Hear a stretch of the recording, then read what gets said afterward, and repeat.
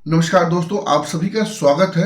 मैं हूं निर्भय और इस वक्त दुनिया भर में जहां एक तरफ युद्ध और अंतर्राष्ट्रीय तनाव की खबरें सुर्खियों में है, वहीं पर भारत में राजनीति में एक बड़ी हलचल देखने को मिल रही है। और बिहार की राजनीति में एक नया बड़ा भूचाल आने वाला है।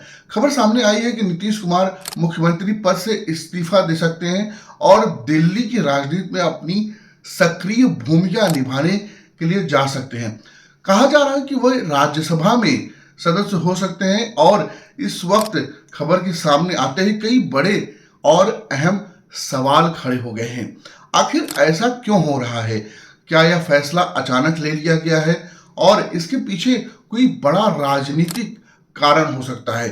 क्या यह सब पहले से तय था? ये अचानक से हो गया है? क्या बीजेपी और जेडीयू के बीच में कोई अंदरूनी समझौता हो गया है, या ये नीतीश कुमार की ये कोई चाल हो सकती है? और अगर नीतीश कुमार बिहार की राजनीति से हटते हैं तो बिहार का अगला मुख्यमंत्री कौन होने वाला है? और इन सवालों में इस वीडियो में विस्तार से समझने की कोशिश करते हैं।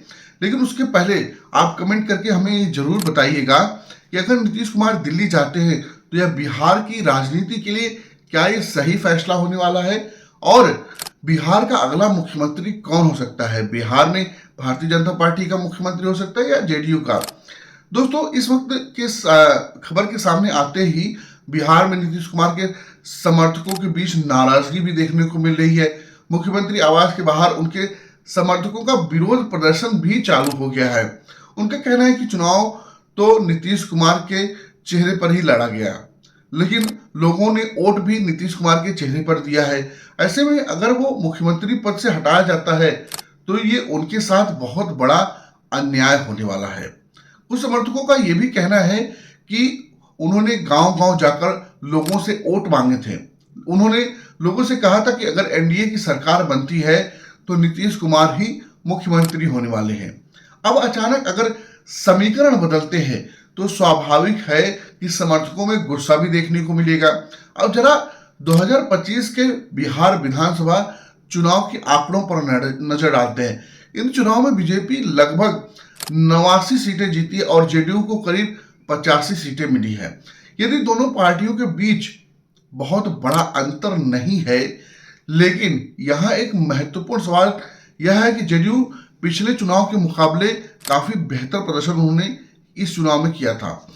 कई राजनीतिक विशेषज्ञों का मानना है कि चुनाव के दौरान एक नैरेटिव बनाया गया, एक कहानी गढ़ी गई और अगर जेडीयू कमजोर हुई तो नीतीश कुमार को मुख्यमंत्री पद से हटा दिया जाएगा। ये बहुत चुनाव में विपक्ष की पार्टियों ने ये एक मुद्दा बना करके पेश किया।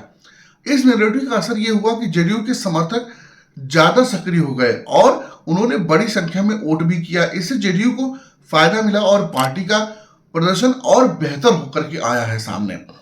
अब विपक्ष इस पूरे घटनाक्रम पर लगातार बयान दे रहा है। कुछ विपक्षी नेताओं का तो कहना है कि बीजेपी धीरे धीरे क्षेत्रीय दलों को कमजोर करती जा रही है।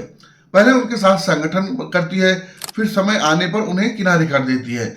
वहीं कुछ नेताओं का कहना है कि अगर नीतीश कुमार दिल्ली जाते हैं तो बिहार का मुख्यमंत्री किसे बनाया जाना चाहिए। तो बहुत सारे लोग उनके बेटे के नाम को भी सजेस्ट करते हैं कि उनके बेटे को अगला मुख्यमंत्री बनाना चाहिए। हालांकि यह सिर्फ राजनीतिक बयानबाजी ही हो सकती है। इसी बीच नीतीश कुमार ने भी एक बयान जारी किया है।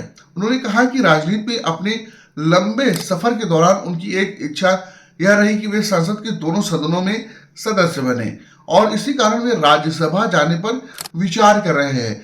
लेकिन कई लोगों को यह तर्क पूरी तरह के संतोषजनक नहीं लग रहा है, क्योंकि सवाल ये उठता है कि क्या सिर्फ राज्यसभा जाने से कोई नेता मुख्यमंत्री की कुर्सी छोड़ देगा? राजनीति में आमतौर पर इस फैसले के कई सरल कारण हो सकते हैं, लेकिन वो दिखते जैसे हैं कि बहुत सरल है, उतने सरल होते नहीं हैं। राजनीतिक गलियारों में एक चर्चा और चल रही है।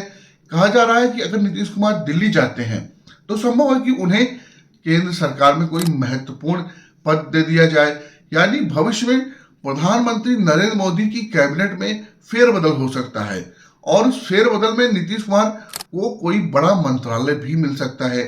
अगर ऐसा होता है तो बिहार की राजनीति के साथ साथ राष्ट्रीय राजनीति के लिए भी एक बड़ा संकेत होने वाला है। अब सबसे बड़ा सवाल ये उठता है कि अगर नीतीश कुमार मुख्यमंत्री पद को छोड़ते हैं तो बिहार का अगला मुख्यमंत्री कौन होगा? राजनीति की चर्चाओं के में कई नाम सामने आने वाले हैं। इसमें सबसे प्रमुख नाम है सम्राट चौधरी का।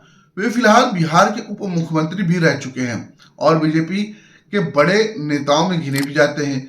वे फिलहाल बिहार के उप मुख्यमंत्री के साथ साथ दूसरा नाम जो आ रहा है वो नित्यानंद राय का भी चर्चा में है। इसके अलावा दिलीप जायसवाल और विजय कुमार सिन्हा के नाम भी संभावित उम्मीदवारों में गिने जा रहे हैं। हालांकि अब तक किसी भी नाम पर अंतिम फैसला नहीं हुआ है। कुछ लोग यह भी कह रहे हैं कि नीतीश कुमार के बेटे को राजनीति में लाया जा सकता है। ये भी एक खबरों में से एक खबर है कि नीतीश कुमार जी हो सकता है कि अपने बेटे के लिए उन्होंने बात की हो और उनके बेटे को भी राजनीति में लाने का प्रयास किया जा रहा है। लेकिन अभी तक चुनाव में नीतीश कुमार ने अपनी सक्रिय भूमिका अपने बेटे को लेकर के कोई भी ऐसा दिखा नहीं कि उनके बेटे ने कोई सक्रिय भूमिका निभाई हो, इसलिए संभावना कम ही दिखाई देती है कि उनके बेटे राजनीति में आएंगे। कुल मिलाकर देखा जाए तो बिहार की इस राजनीति में इस वक्त बड़ा फेरबदल के दौर से गुजर रही है। अगर यह फैसला सच साबित होता है तो पहली बार बिहार की राजनीति में बीजेपी का मुख्यमंत्री बनने की संभावना बन रही है और इसका असर आने वाले चुनाव और राजनीतिक समीकरणों पर भी पड़ सकता है। अब सबसे बड़ा सवाल यह है कि क्या यह फैसला पहले से तय था या फिर अचानक ये कोई निर्णय ले लिया गया है? और अगर नीतीश कुमार दिल्ली जाते हैं तो क्या बिहार की राजनीति में एक नया अध्याय शुरू होने वाला है? आपकी क्या राय है? क्या नीतीश कुमार दिल्ली जाने का रास्ता उनका सही फैसला है या उन्हें बिहार की राजनीति में ही बने रहना चाहिए? अपनी राय में कमेंट में जरूर बताइए। वीडियो पसंद आए तो लाइक कीजिए और शेयर कीजिए। चैनल को सब्सक्राइब करना मत भूलिए। मैं हूं निर्भय, मिलते हैं नेक्स्ट वीडियो में। नमस्कार।